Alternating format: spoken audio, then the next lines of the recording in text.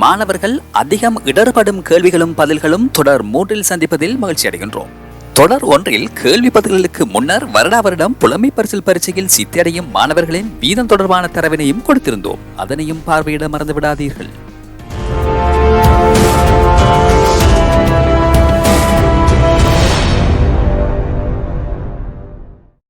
முதலில் நாங்கள் பார்க்க போவது சூரியன் உதிக்கும் திசை, அதாவது கிழக்கு திசையுடன் தொடர்புபடுத்தி கேள்விகளை பார்க்க போகின்றோம். எக்கேள்விகளுக்கு மாணவர்கள் விடையளிப்பதில் சிரமப்படுகிறார்கள் என்பதை தரவுகளுடன் கொடுத்துள்ளோம். அத்தகைய கேள்விகளை பெற்றோர்கள் மாணவர்களுக்கு விளங்கப்படுத்தவும்.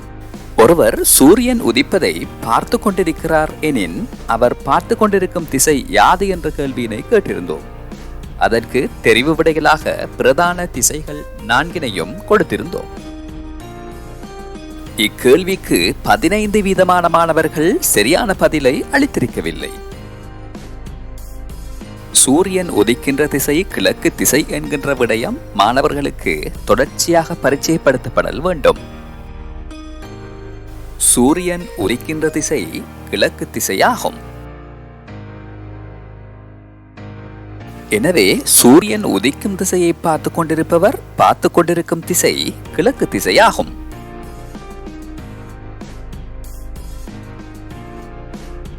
சூரியன் உதிக்கும் திசையை பார்த்து கொண்டிருப்பவரின் வலது கை எத்திசையை நோக்கி இருக்கும் என்கின்ற கேள்விக்கு தெரிவு விடைகளாக பிரதான திசைகள் 4 கொடுத்திருந்தோம்.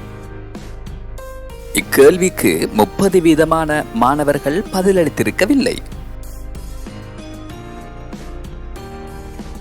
இக்கேள்விக்குரிய விடையினை நாங்கள் இப்போது ஆராய்ந்து பார்ப்போம். இங்கே காணப்படுகின்ற இச்சிறுவன் சூரியன் உதிப்பதை பார்த்து கொண்டு நிற்கின்றான். அதாவது சூரியன் உதிக்கும் திசை கிழக்கு திசையாகும். அவன் பார்த்து கொண்டிருப்பது கிழக்கு திசையாகும். அச்சிறுவன் சூரியன் உதிக்கும் திசையான கிழக்கு திசையை பார்த்து கொண்டிருக்கும் போது அச்சிறுவனின் வலதுகை எத்திசையை நோக்கி இருக்கின்றது என்ற கேள்வி கேட்கப்பட்டிருக்கின்றது. இது சிறுவனின் வலது கையாகும். இங்கு சிறுவனை மையமாக வைத்து பிரதான திசைகளை வரைந்து பார்ப்பதன் மூலம் சிறுவனின் வலதுகை நோக்கி இருக்கும் திசையினை அறிந்து கொள்ள முடியும். எனவே சூரியன் உதிக்கும் திசையை பார்த்து கொண்டிருப்பவரின் வலதுகை எத்திசையை நோக்கி இருக்கும் என்ற கேள்விக்குரிய விடை தெற்கு திசையாகும்.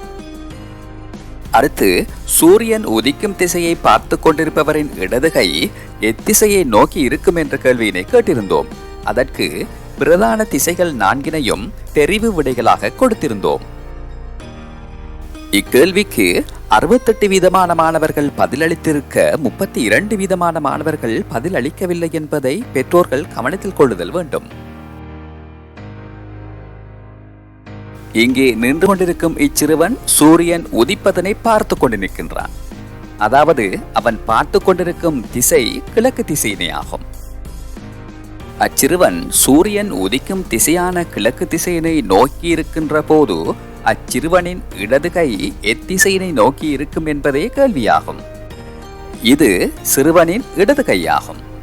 இங்கு சிறுவனை மையமாக வைத்து பிரதான திசைகளை வரைந்து பார்ப்பதன் மூலம் சிறுவனின் இடது கை எத்திசையை நோக்கி இருக்கின்றது என்பதனை அறிந்து கொள்ள முடியும்.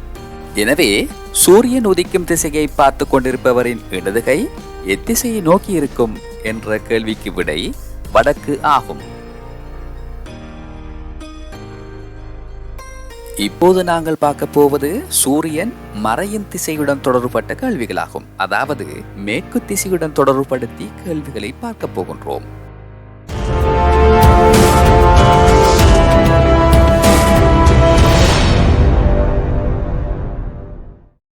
ஒருவர் சூரியன் மறைவதை பார்த்து கொண்டிருக்கிறார் எனின் அவர் பார்த்து கொண்டிருக்கும் திசை யாது என்ற மாணவர்கள் அறிந்திருக்கக்கூடிய அடிப்படை கேள்வி ஒன்றினை கேட்டிருந்தோம்.